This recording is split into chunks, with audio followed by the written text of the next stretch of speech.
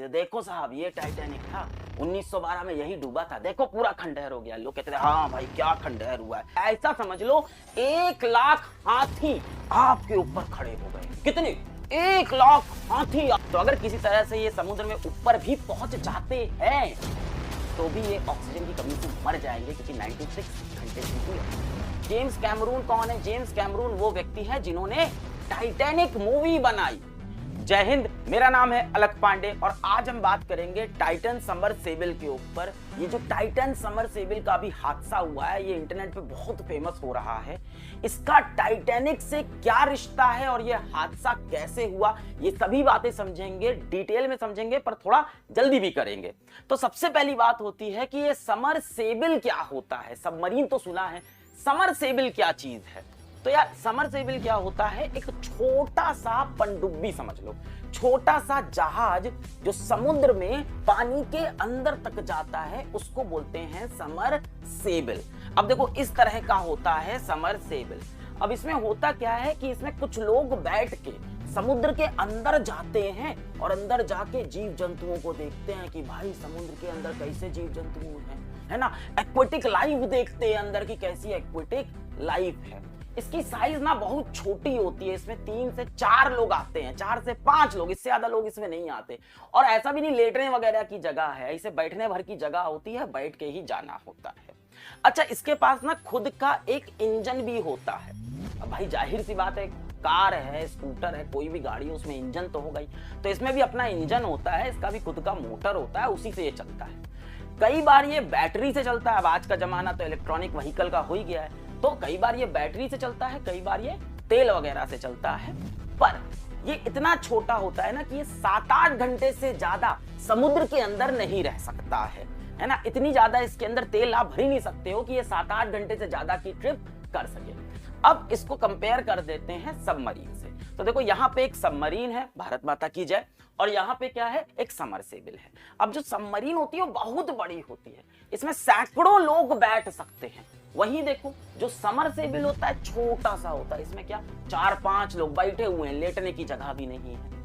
अच्छा, जो सबमरीन होती है इसके अंदर बहुत सारा तेल होता है, बहुत सारा ऑक्सीजन होता है। ये महीनों महीनों के लिए पानी के अंदर चल सकता है ना भाई। ये तो युद्ध वगैरह में इस्तेमाल होता है। महीने महीने के लिए छुपे हुए हैं, पानी के अंदर बैठे हुए हैं, जैसे ही दुश्मन सामने दिखा दाग दिया गोला।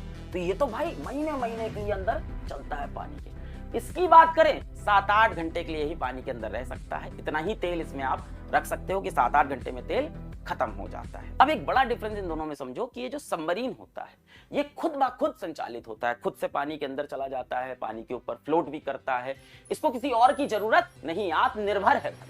पर अगर हम बात करें सबमर्सिबल की, तो इसको हमेशा जरूरत होती है एक मम्मी की, उसको हम लोग बोलते हैं मदरशिप की, इसको जरूरत होती है, एक माता की जरूरत होती है, कि छोटा सा है। मदरशिप क्या होता है?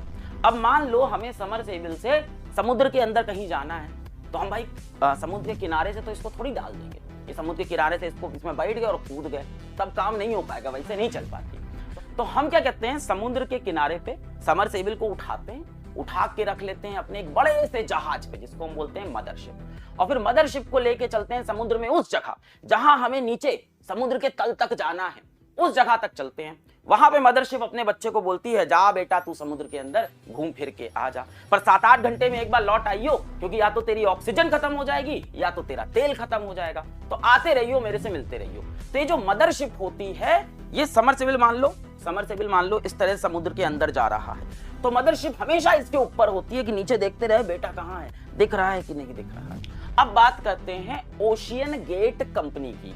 ओशियन गेट वो कंपनी है जिसका ये टाइटन सबमर्सिबल था, जिसका हादसा हुआ है, ठीक है। तो ओशियन गेट अमेरिका की एक प्राइवेट कंपनी है, 2009 में इसकी स्थापना हुई थी, और ये क्या करती है, इस तरह के छोटे छोटे सबमर्सिबल बनाती है। कितना बढ़िया, देखो यहाँ पे ग्लास लगा, इसी में से ऐसे मुंह लगा के देखना है, ऐसे छोटे छोटे सबमर्सिबल ये बनाती है।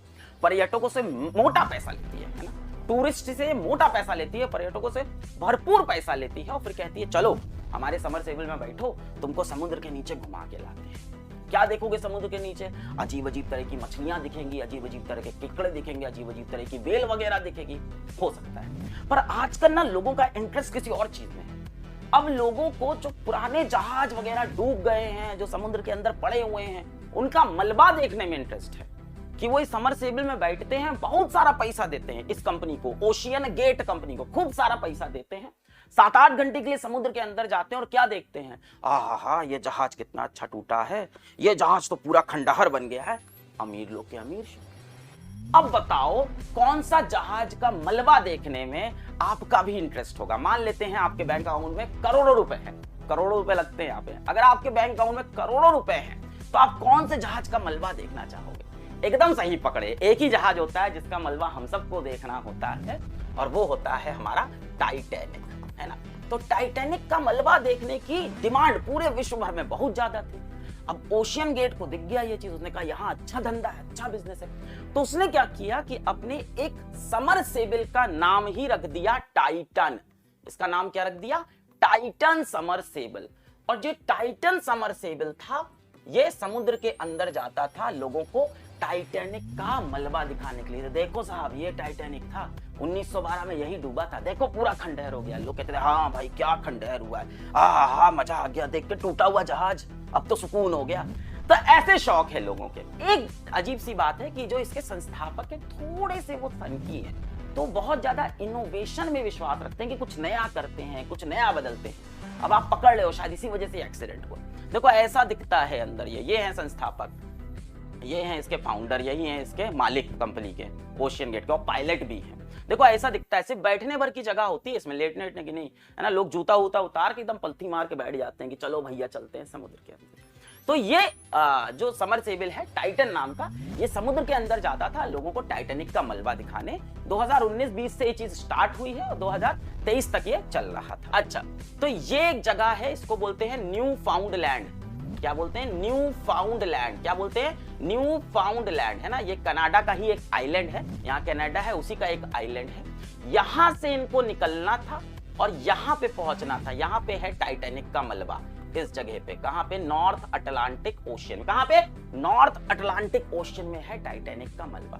तो 16 जून को ये 5 व्यक्ति मदरशिप के ऊपर अपना टाइटन समरसेबल लाद के यहां से न्यू फाउंडलैंड से निकल पड़े और 18 जून को इन लोग पहुंच गए कहां? जहां नीचे जाना था टाइटैनिक का मलबा देखे। पता है कितना नीचे जाना था? लगभग 12,500 से 13,000 फीट नीचे। बहुत गहरा है, लगभग 13,000 फीट नीचे जाके देखना था। बहुत प्रेशर होता है वहां पानी का, तो खतरा तो होता है, खतरा भयानक होता है। अब आते हैं घटना वाले दिन पे। तो 18 जून को जो प्लान है, अब प्लान शुरू। 18 जून को ये पहुंच गए हैं उस जगह पे जहां नीचे टाइटैनिक का मलबा पड़ा है, जिसके लिए सारा प्लान बना है, जिसके लिए 2-2 करोड़ रुपए दिया है। 18 जून को ये यहां पहुंच गए। सुबह 9:30 बजे प्लान था इनका मदरशिप से अपनी टाइटन समरसेबल को नीचे फेंकने का, सुबह 9:30 बजे का। अच्छा, अब यहां से इनको नीचे जाने में 2 घंटा लगेगा। कितना टाइम लगेगा? 2 घंटा। और नीचे ये 3 घंटा व्यतीत करेंगे, आराम से देखेंगे टाइटैनिक का मलबा। ओहो भाई क्या टूट गया, ये देखो रोज का जूता पड़ा है, कितना सुंदर जूता है, है जैक भैया की शर्ट है, ये सब करेंगे ये। तो 3 घंटा लगभग ये यहाँ पे अपना स्पेंड करेंगे। फिर 2 घंटा इनको लगेगा वापस आने में, 2 या 2 से 2.5 घंटा लग जाएगा ऊपर जाने में। ठीक, तो 2 से 2.5 घंटा इनको ऊपर आने में लगा, 2 घंटा नीचे जाने, ऐसा कुछ समय लगा। आप मोटा मोटा पकड़ो, इनको 7 से 8 घंटे की ट्रिप थी इनकी। मोटा मोटा 7 से 8 घंटे इनको समुद्र के नीचे रहना था। अच्छा, पर एक बात ध्यान देना कि सेफ्टी का थोड़ा बहुत ध्यान भी दिया जाता है। तो टाइटैनिक के अंदर, तो टाइटन के अंदर, टाइटन समरसेबल के अंदर 96 आर की ऑक्सीजन सप्लाई थी। कितनी? 96 आर की ऑक्सीजन सप्लाई। कितने लोग के लिए? 5 लोगों के लिए, है ना। 5 लोगों के लिए 96 आर की ऑक्सीजन सप्लाई थी। क्यों भाई? हो सकता हो कोई हादसा हो जाए, खो जाए, समय ज्यादा लग जाए, नीचे कहीं फंस जाए, तो फिर राहत वालों को बुला लेंगे, 1-2 दिन में राहत वाले आ जाएंगे, तब तक ऑक्सीजन तो रहनी चाहिए भाई। अच्छा, और बात सुनो, इनके पास कोई खास नेविगेशन टेक्नोलॉजी वगैरह नहीं होती बहुत ज्यादा। इनके पास सिर्फ इतनी टेक्नोलॉजी है कि ये अपने मदरशिप को हर 15 मिनट पे पिंग का एक सिग्नल भेज सके। क्या? पिंग का एक सिग्नल। पिंग के सिग्नल का मतलब है बेटा अभी सुरक्षित है। हर 15 मिनट पे इनको पिंग भेजना है। अगर 15 मिनट बाद पिंग का सिग्नल नहीं आया मतलब खतरा हो गया है, तुरंत ये बुलाएंगे राहत को कि भाई आ जाओ।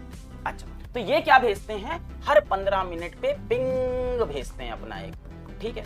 अच्छा, अब इनके पास नेविगेशन वगैरह नहीं है, तो ये कैसे नीचे चले? तो ये जो मदरशिप है ये इनको टेक्स्ट मैसेज भेजती है। क्या भेजती है? टेक्स्ट मैसेज भेजती है कि बेटा तू उतर तो गया समुद्र में, अब 4 किलोमीटर से दाएं हो लियो। जी मम्मी ठीक है बेटा, 5 किलोमीटर में बाएं। जी मम्मी ठीक है। अरे मम्मी कितना फोन करोगी, सही चल रहे हैं। तो ये लगातार इनको टेक्स्ट मैसेज करती रहती है, कैसे चलना है, कैसे चलना है, कैसे चलना है, ठीक है। तो ये पूरा प्लान था। एक और खास बात बता देता हूं कि जो टाइटन सबमर्सिबल है ये सिर्फ बाहर से खुल सकती है, ये अंदर से नहीं खुल सकती है। इसको ऐसा बंद किया गया है कि सिर्फ बाहर से खुलेगी।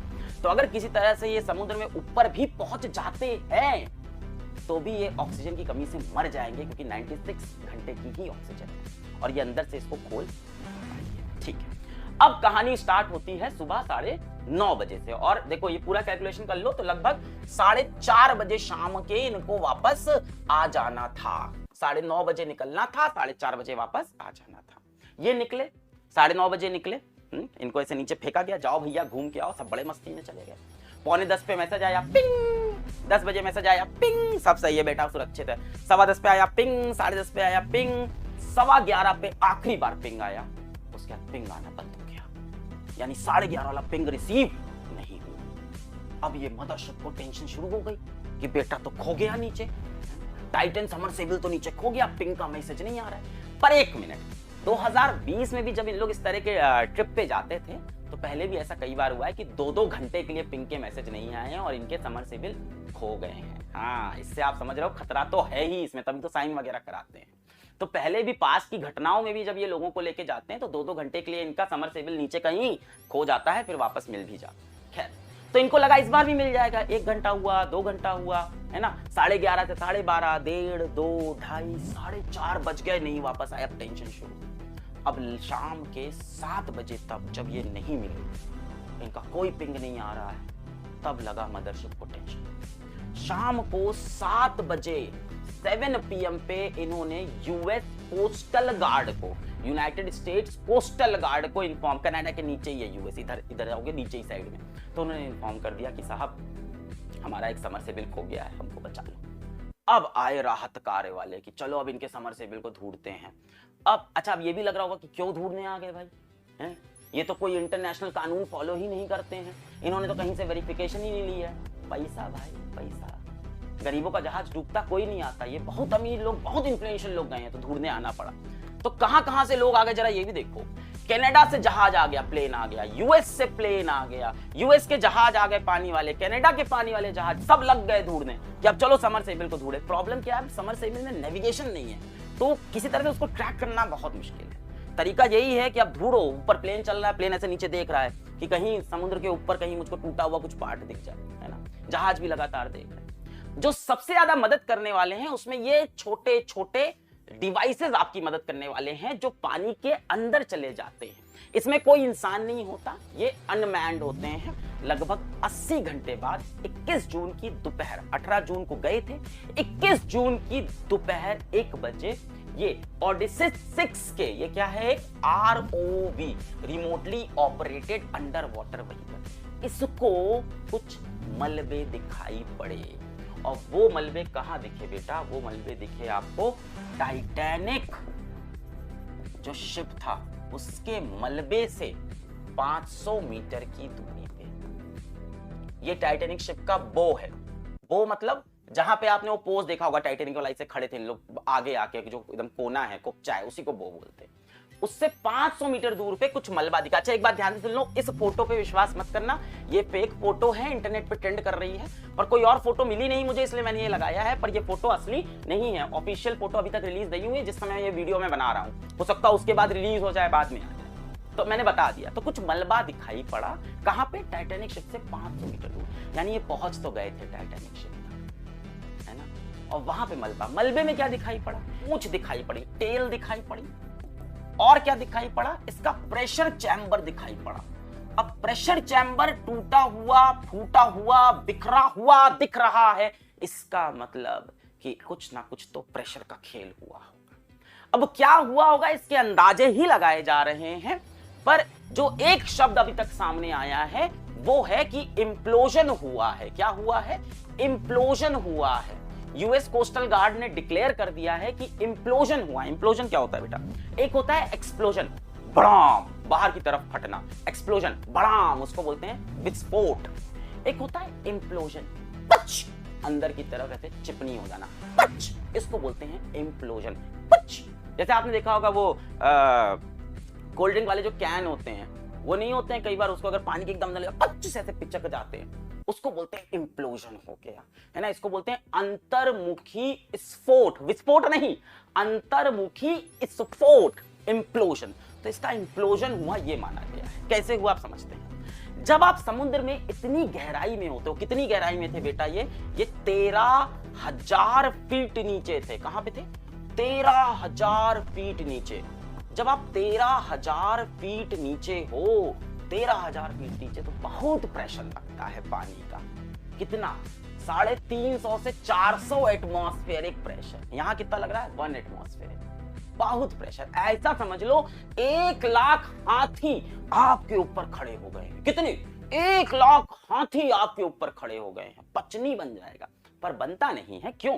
क्योंकि ये ऐसे डिजाइन किए जाते हैं समरसेबल वगैरह, है ना। ये टाइटन समरसेबल भी ऐसा नहीं समझो कि बहुत बेकार था, है ना, क्योंकि इसके पहले दर्जन भर यात्रा कर चुका है। कितने पर्यटकों को ये टाइटैनिक का मलबा दिखा भी चुका है। तो ऐसा भी नहीं कि वीक है, बना था सही। तो कुछ तो दिक्कत थी, क्या? सही कह रहे हो। तो क्या किया? इसके अंदर होता है प्रेशर चैम्बर। अब बेटा प्रेशर चैम्बर में क्या होता है? हाई प्रेशर पे गैस होती है। क्या होता है? हाई प्रेशर पे गैस होता है। अब देखो, बाहर से पानी इसको यूं ऐसे ऐसे ऐसे दबा रहा है, तो अंदर इसके प्रेशर चैम्बर में गैस होती है हाई प्रेशर पे। वो क्या करती है? बाहर ऐसे फोर्स लगाती है, वो बाहर ऐसे दम लगाती है, बाहर ऐसे प्रेशर, है ना। ऐसा समझो कि ऐसा है, हम बाहर से इसको ऐसे दबा रहे हैं। कौन दबा रहा है? पानी। पानी इसको ऐसे ऐसे ऐसे दबा रहा है। अंदर से जो गैस है हाई प्रेशर पे, वो बाहर की तरफ यूं धक्का लगा रही है, और ऐसे ही इक्विलिब्रियम बना रहता है और ये स्टेबल रहता है। पर मान लो इसमें कोई एक छोटा सा छेद हो गया, कहीं एक नट वगैरह खुल गया, कुछ इसमें कहीं कंकड़ पत्थर, कुछ भी एक छोटा सा छेद, जैसे ही ये गैस बाहर की तरफ प्रेशर लगा रही है, जैसे ही छोटा छेद हुआ, कहते हैं भैया छेद, सारी गैस बाहर निकल गई। जैसे ही गैस बाहर निकली, अंदर से भैया लोग हट गए। वो खेलते हो खिच्चम खिच्ची, टग ऑफ वॉर। एक तरफ से लोग खींच रहे हैं, दूसरी तरफ से लोग, इधर से लोग छोड़ दे, क्या होगा? खींच के ले जाएंगे। तो वही हुआ, गिर भी जाएंगे। यही कह रहे, गिर जाते हैं उधर। तो यही हुआ, ये सारी गैस बाहर निकल गई, छोटे से छेद से बाहर निकली, और पानी ने इसको चाट से पचनी बना दिया। कैसे? चाट से पचनी। और ये पचनी बनने में लगा 20 मिली सेकेंड।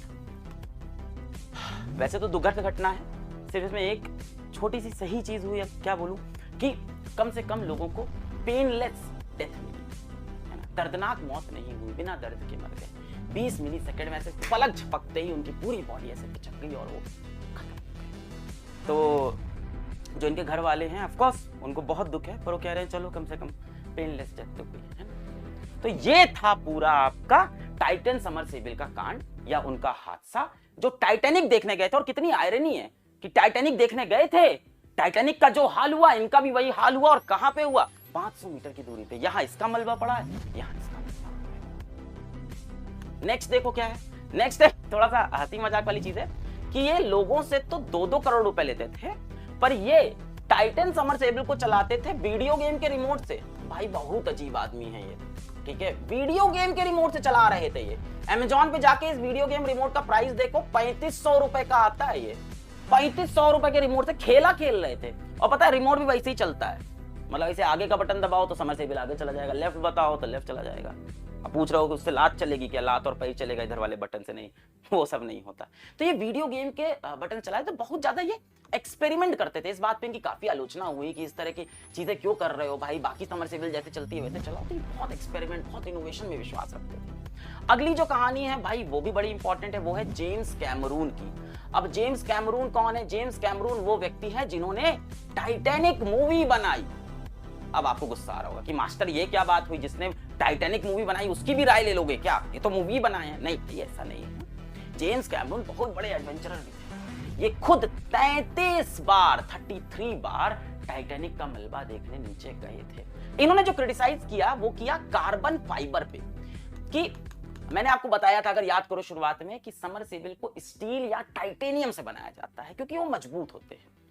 पर अपने रश भैया ने टाइटन समरसेबल को और ओशन गेट के समरसेबल्स को कार्बन फाइबर से बना रहे थे। तो क्या कार्बन फाइबर मजबूत नहीं होते? होते हैं। कार्बन फाइबर का सबसे ज्यादा इस्तेमाल कहां होता है, सबसे बड़ा इस्तेमाल कहां होता है? एरोप्लेन में। तो जो एरोप्लेन होता है उसको मजबूत होना चाहिए, है ना, ऊपर जा रहा है हवा में, मजबूत होना चाहिए, तो उसको स्टील का बना देते हैं। पर यार स्टील का बनाओगे तो भारी हो जाएगा, और भारी हो जाएगा तो तेल बहुत खर्चा होगा, तेल बहुत खर्चा होगा तो आपसे और पैसा लेंगे फ्लाइट पे बैठने का, तो महंगी हो जाएगी, है ना। तो अफोर्डेबल भी करना है, थोड़ा कम प्राइस भी रखना है। तो इसीलिए जो प्लेन है उसको स्टील से ना बना के कार्बन फाइबर से बनाते हैं। कार्बन फाइबर मजबूत तो है पर साथ ही साथ वेट में हल्का है। तो स्टील की जगह कार्बन फाइबर को एरोप्लेन में यूज करते हैं क्योंकि इसमें मजबूती तो है, स्ट्रेंथ तो है, पर वेट में हल्का भी है।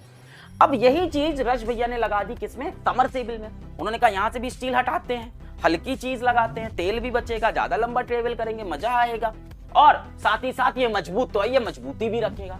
पर एक चीज जो शायद उन्होंने सोची या नहीं सोची, एक जो गलत चीज थी वो ये थी कि भाई एरोप्लेन ऊपर जाता है, ऊपर प्रेशर बहुत कम होता है, ऊपर तो प्रेशर बहुत कम होता है हवा का दबाव बहुत कम होता है, पर जब आप पानी के नीचे जाते हो तो प्रेशर बहुत ज्यादा होता है। ये चीज वो भूल गए कि कार्बन फाइबर एरोप्लेन में ऊपर लेके जा रहा था, तो वहां प्रेशर वाला गेम नहीं था, कंप्रेसिव स्ट्रेस की बात नहीं थी। पर जब आप नीचे जा रहे हो तो कंप्रेसिव स्ट्रेस की बात है, दबाव आ रहा है, ये प्रेशर वाली चेंज हो गया, एक अलग चीज हो गई। तो कार्बन फाइबर कंप्रेसिव प्रेशर में, कंप्रेसिव स्ट्रेस में कैसा बिहेव करता है, इस पे अभी रिसर्च चल रही है, अभी कोई पुख्ता सबूत नहीं है। अभी के लिए कहा जाता है स्टील का ही इस्तेमाल करो, और ये भाई साहब ने कार्बन फाइबर का इस्तेमाल किया। खैर, अब बहरहाल जो होना था हो चुका है। अब इन्वेस्टिगेशन लगातार चल रही है, पांचों लोग को अभी भी ढूंढ रहे हैं, पर चांसेस बहुत कम हैं, और आगे भी अभी रीजंस आएंगे। हो सकता हो ये वीडियो कुछ आने वाले टाइम में इररिलेवेंट हो जाए क्योंकि और सारे रीजंस आ जाए। अभी तक की इतनी अपडेट थी, मिलेंगे फिर से। जय हिंद। ये एआई, ये रोबोट हमारे बराबर नहीं, हमसे ज्यादा बुद्धिमान होने वाले हैं।